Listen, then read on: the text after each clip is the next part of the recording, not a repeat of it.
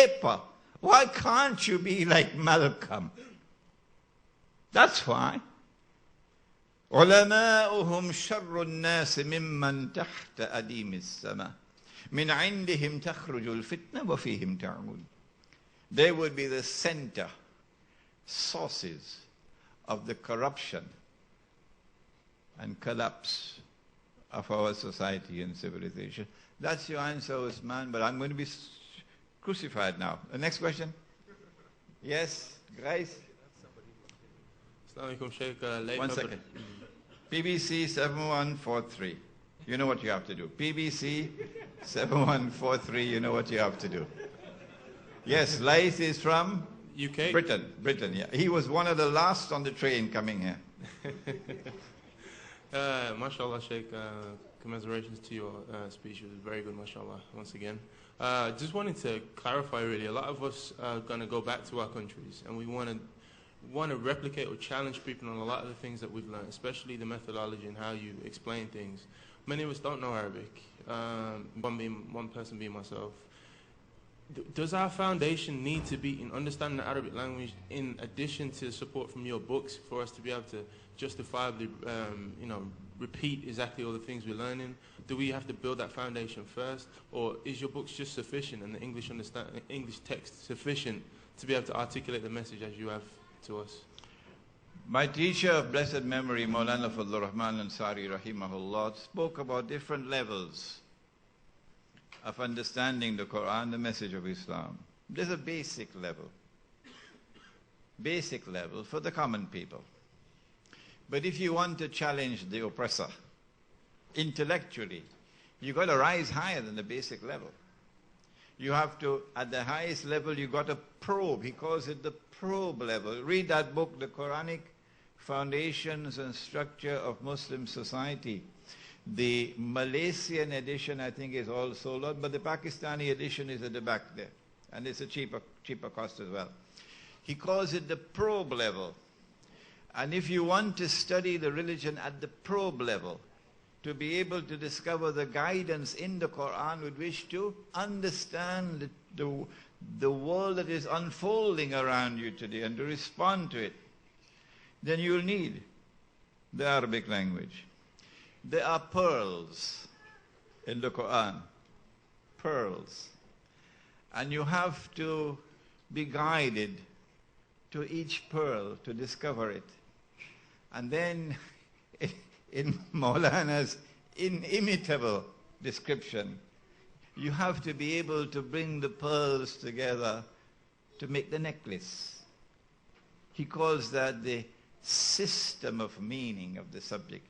And I think it was on Thursday we talk about that methodology for study. But if you want to come to Trinidad, Maulana Siddiq Ahmad Nasir is at Baghdad, become his student. Next question. Assalamu alaikum, Sheikh.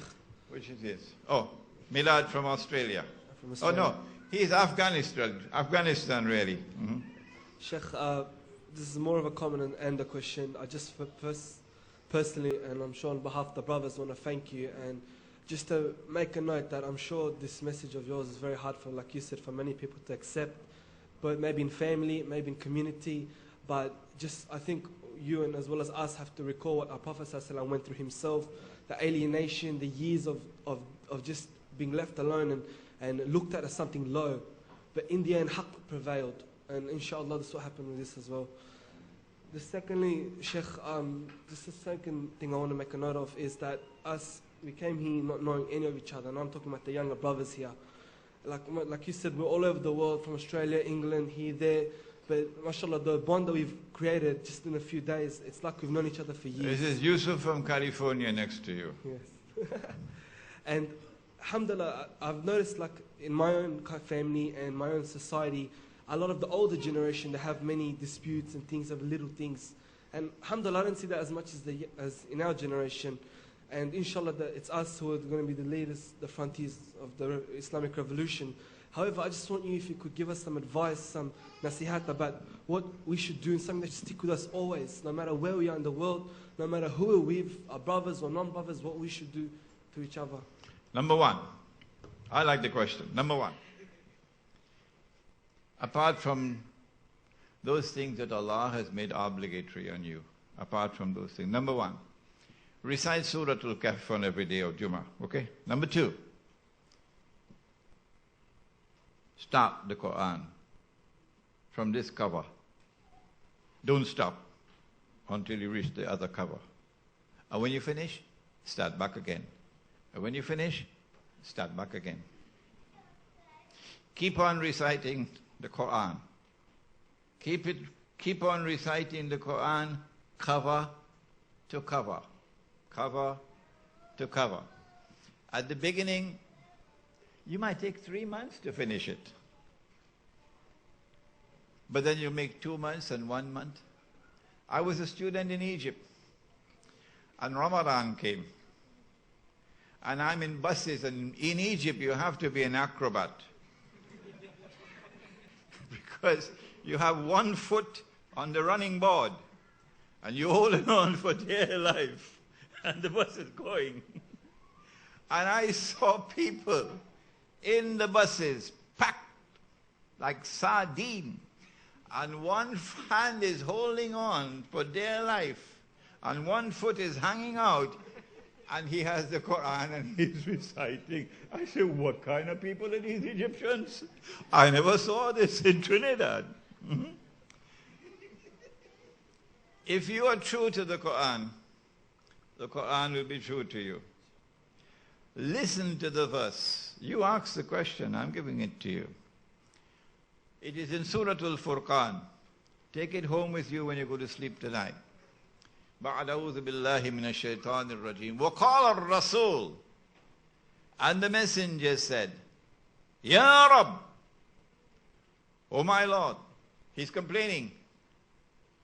He's complaining about something, and he's complaining to his Lord, and he's complaining about us.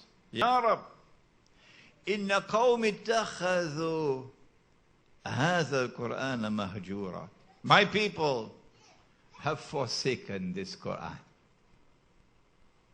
So the first step to return to the Quran is to return to the recitation of the Quran. My mother could not read Arabic correctly, broken.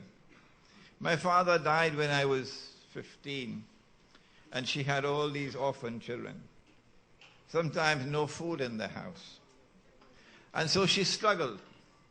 But in the night time when she put the children to sleep, Imran would see her sitting in the sitting room, all by herself, reciting the Quran. And her tears would be falling on the pages of the book. She could not understand what she was reading. No. But the Quran gave her strength, as the Quran can give you strength. And the Quran can give you light. And the Quran can be your source of wisdom and knowledge. And the Quran can protect you. You can make this dua that I make. Oh Allah, kindly bless me with the knowledge of the Quran, and the wisdom of the Quran, and the guidance of the Quran, and the nur, the light of the Quran, and the shifa, the healing of the Quran. And kindly grant that this Quran might be a friend, companion, protector for me in the life of this world, and at the moment of my death, and when I'm on my grave, and on Judgment Day. This is the beginning. This is the beginning. It is the Quran that will take us out of the mess in which we are today. But for that we need a new methodology, a new tafsir, a new usul al-tafsir to complement the usul al-tafsir that we've already had. We don't need to change that. We need to augment it. Any more questions? Assalamu alaikum. I'm Muhammad Abdulalim Dawes from Jamaica. Oh, yes, I remember your call. I have a question. The question is, I've heard Jamaica is to the north, close to Cuba. Yeah. I've heard you mention of the association of the Jews and the Christians, and say that these are the people that we should avoid, that Allah mentions in the Quran.